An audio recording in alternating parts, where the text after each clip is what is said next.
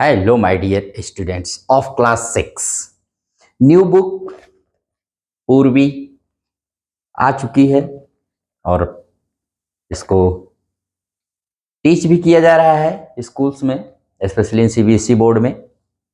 और अब तो सीबीएसई बोर्ड ने मैंडेटरी कर दिया है क्लास 6 to 8 एनसीईआरटी की ही बुक्स मतलब टीच की जाएंगी, बच्चों को पढ़ाई जाएंगी। इस बुक का नाम है पूर्वी। अभी हम नाम पर आपको बात बताते हैं। कुल टोटल यूनिट्स कितने हैं? 5 हैं। हर यूनिट में 3 चैप्टर्स हैं एक्सेप्ट यूनिट 5 जिसमें 4 चैप्टर्स हैं। जैसा कि हम लोग जानते हैं 29 जुलाई 2020 यानी 29 जुलाई 2020 को नेशनल एजुकेशन पॉलिसी को रोल आउट कर दिया गया, पूरे देश में लागू कर दिया गया। उसके अनुसार NCFSE 2023 यानी national curriculum framework for school education 2023 के तहत आने वाली ये सब किताबें हैं। जितनी भी नई किताबें बनेगी NAP 2020 के अंतर्गत ये सब NCFSE 2023 के ही अकॉर्डिंग बनेगी। और इसमें बताया गया है कि इस बुक में जो हमारा है कि NAP 2020 envisages a system of education in the country that is rooted in Indian ethos and its civilizational accomplishments in all domains of human endeavor and knowledge, while at the same time preparing the students to constructively engage with the prospects and challenges of the 21st century. NAP 2020 का ये एक इन्विसेज है कि imagine करती, visualise करती है कि जो भी नॉलेज एजुकेशन जो दिया जाए वो rooted in Indian ethos and civilisation, माने भारत की जो के बारे में इंडियन नॉलेज सिस्टम के थ्रू नॉलेज दिया जाए वो भारतीयता के हिसाब से होनी चाहिए। और बच्चों को प्रिपेयर करिए according to the challenges of the 21st century. 21st century के क्या चैलेंजेस हैं उसके अनुसार बच्चों को प्रिपेयर करना। उसके बाद ये कहती है कि पंचकोशास की बात करती है कि पंचकोशास जो फाउंडेशनल एंड प्रिपरेटरी स्टेजेस पर होते हैं वो यहाँ पर भी आगे फर्दर किए जाएंगे। तो पंचकोशास के भी मैं नाम बता रहा हूँ। और फ्रॉम मिडिल स्टेज पर आ चुके हैं क्लास 6 से, फ्रॉम ग्रेड 6 to 8 ये मिडिल स्टेज कहलाता है। यहाँ कह रहा है NCFSE 2023 at the middle stage aims to equip students with the skills that are needed to grow as they advance in their lives। जो जो अपने जीवन में आगे बढ़ते हैं उसके अकॉर्डिंग ये मिडिल स्टेज के स्टूडेंट्स के लिए प्रिपेयर की गई है। और it endeavors to enhance their analytical, descriptive and narrative capabilities and to prepare them for the challenges and opportunities that await them। मैंने कहा ना, चैलेंजेस और अपॉर्चुनिटीज दोनों के लिए प्रिपेयर करती है for the middle stage students के लिए। अब ये जो बुक है, मैंने कहा सब कुछ इस बुक में ही लिखा गया है, नथिंग इससे आपको आगे जाने की जरूरत नहीं है। Everything is in this book. क्यों बनाई गई, क्या पर्पस है, क्या एम करती है, क्या टारगेट करती है, everything is in this book.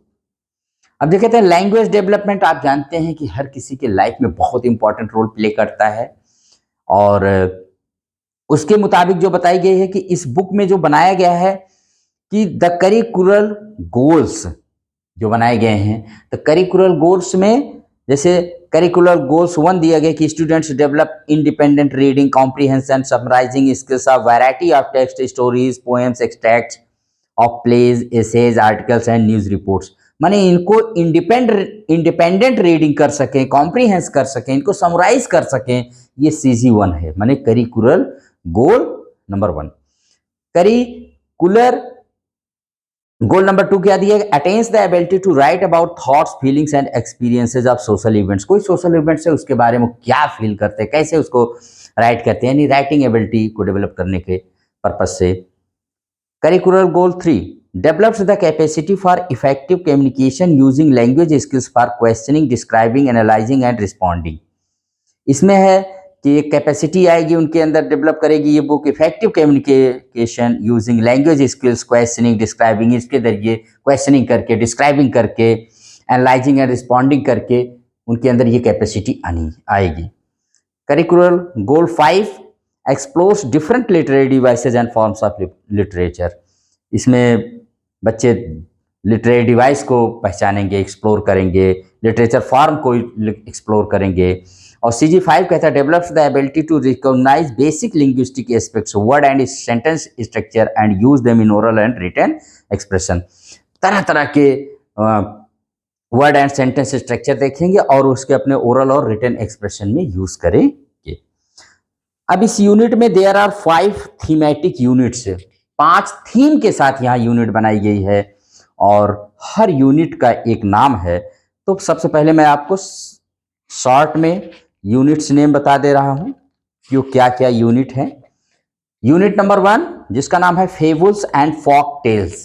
Fables and folk tales, इसमें एक पोएम और 2 लेसन्स हैं। जैसे पहला लेसन है ए बॉटल ऑफ ड्यू, फिर एक the raven and the fox, ये पोएम है, रामा टू रेस्क्यू, ये 3 लेसन्स फर्स्ट यूनिट में हैं। फ्रेंडशिप में 3 हैं, the unlikely best friends, A friends prayer, the chair. और नर्चरिंग यू नेचर, ये यूनिट 3 है, इसमें भी 3 लेसन हैं, 3 लेसन्स हैं। Neem Baba, what a bird thought, spices that heal us. Unit 4 sports and wellness, इसमें भी 3 लेसन्स हैं, change of heart, the winner, yoga, a way of life. और यूनिट 5 में जिसका नाम है कल्चर एंड ट्रेडिशन, इसमें हमारा Bharat, incredible India, the kites, Ila Sachani, embroidering dreams with her feet, और last lesson national war memorial. तो टोटल 6 पोएम्स हैं और 10 प्रोज लेसन्स हैं। ठीक है, ये आप जानते रहिएगा, वेरी वेरी इंपॉर्टेंट है। तो वही यूनिट 5 में 4 लेसन है, बाकी सब में 3 लेसन्स हैं। टोटल लेसन्स कितने हैं भाई? टोटल लेसन 16 हैं, जिसमें 10 प्रोज लेसन्स हैं और 6 पोएम्स हैं। अब जो थीम है इनकी, इस थीम में तो लेसन देख लिए, अब हर थीम में हम क्या पाते हैं इसको थोड़ा सा डिस्कस कर लें। जैसे पहला थीम है इसका fables and folk tales, unit 1 जिसका नाम है offers timeless wisdom through engaging narratives that resonate with young minds. इसमें विजडम नॉलेज की बात की गई है, नैरेटिव्स के जरिए, स्टोरीज के जरिए इसमें बताया गया है। सेकेंड यूनिट का नाम है friendship, will help you student comprehend the meaning of real friendship, that friendship has a huge impact on one's well-being। Friendship की बात की गई, दोस्ती मित्रता की बात बताई गई है, ये हमारे जीवन पर कितना इम्पैक्ट डालती है। उसके बाद है unit 3 nurturing nature, is about the relationship between nature and human being. Human beings और नेचर के बीच में क्या रिलेशन है, इस पर हाईलाइट करती है यह यूनिट, इस पर हाईलाइट माने करता है। यूनिट 4 स्पोर्ट्स एंड वेलनेस, आप जानते हैं, invites students to explore multifaceted world of physical activity, mental health and holistic well-being। ये फिजिकल एक्टिविटी, मेंटल हेल्थ और हॉलिस्टिक वेलबींग पर और कितना इम्पोर्टेंट होता है स्पोर्ट्स एंड वेलनेस हमारे लिए, इस पर फोकस करता है। Unit 5 culture and tradition aims to reawaken the spirit of Ek Bharat Shreshtha Bharat among the students. Students के अंदर एक भारत श्रेष्ठ भारत की भावना को मजबूत करता है। It also celebrates the indomitable and unwavering creative spirit of our country. कलाकृतियों का Bharat enables the students to be aware about the rich heritage of craft work. ये एक भारत श्रेष्ठ भारत, कलाकृतियों का भारत, हमारे यहाँ कितने क्राफ्ट वर्क किए गए हैं, उनके प्रति कहीं ना कहीं स्टूडेंट्स को ये क्या करता है, परिचय कराता है उनसे कि उसके प्रति भी हमारे स्टूडेंट्स को क्या होना चाहिए, अवेयर होना चाहिए।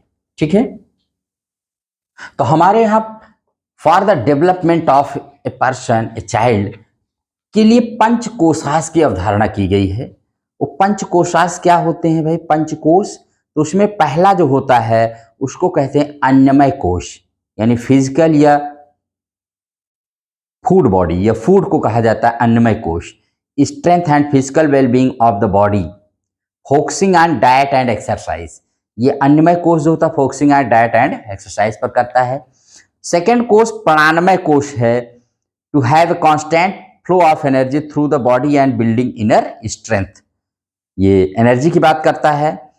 मनोमय कोश मेंटल बॉडी यानी माइंड की बात करता है, well being and happiness of the mind to bring out private emotions, positive emotions and reduce stress, depression, anxiety and restlessness. तो मनोमय कोश है। चौथा होता है विज्ञानमय कोश, विजडम बॉडी, कहते हैं catering to the intellect and development of brain, more so around pursuit of truth and knowledge. And last होता है आनंदमय कोश, spiritual wellness to have joyfulness, meaningful and purposeful life. In short में कहें तो food, energy, mind, wisdom, bliss, इन 5 कोशास को डेवलप करने की इसमें बात की गई है। कोशास के नाम एक बार फिर सुन लीजिएगा, अन्नमय कोश, प्राणमय कोश, मनोमय कोश, विज्ञानमय कोश एंड आनंदमय कोश। अब आते हैं पूर्वी। उसे तो पूर्वी का एक नाम, लेकिन जो बुक का नाम दिया गया है, पूर्वी माने होता है रिलेटेड टू ईस्ट डायरेक्शन, लेकिन उससे इसका मीनिंग नहीं है। पूर्वी the name of A classical राग which is considered an auspicious and important name। एक शास्त्रीय राग है जो बहुत ही इंपॉर्टेंट है, हमारे यहाँ बहुत शुभ माना जाता है।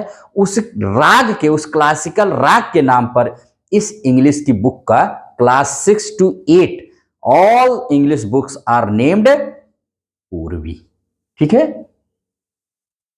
तो माय डियर स्टूडेंट्स, मैंने आपको इसमें बताया पूर्वी नाम क्यों पड़ा है, क्लासिकल राग है। एनईपी 2020 के अनुसार बनाई गई ये फर्स्ट बुक है, आपको 21st सेंचुरीज के चैलेंजेस और अपॉर्चुनिटीज दोनों से रूबरू कराती है। और इसमें 5 यूनिट्स हैं, हर यूनिट में मैंने बताया कितने लेसन्स हैं, सारे लेसन्स के नाम बताए। ये बुक और इसके करिकुलर गोल्स क्या हैं उसका मैंने बताया। Everything I have told you in this and about this book, what is in this book and what things are important about this book। तो इसको हम लोग स्टार्ट करेंगे।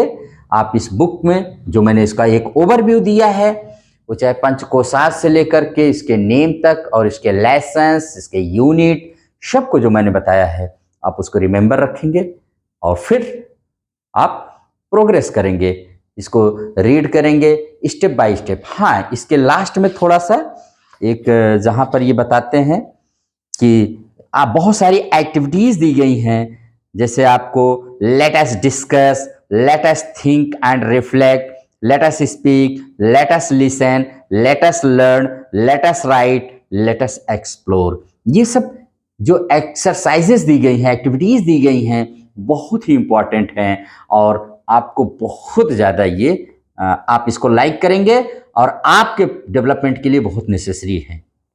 ठीक है, तो इन सबको भी याद रखिएगा, सारी एक्टिविटीज़ का। ओके, और इसी पर मैं इस क्लास को यहीं पर एंड करूँगा। फिर मिलेंगे इस बुक के लेसन्स के थ्रू। आपको एक एक word by word, sentence by sentence I will try to explain. अगर ये क्लास पसंद आए तो लाइक एंड शेयर करें। Thank you very much.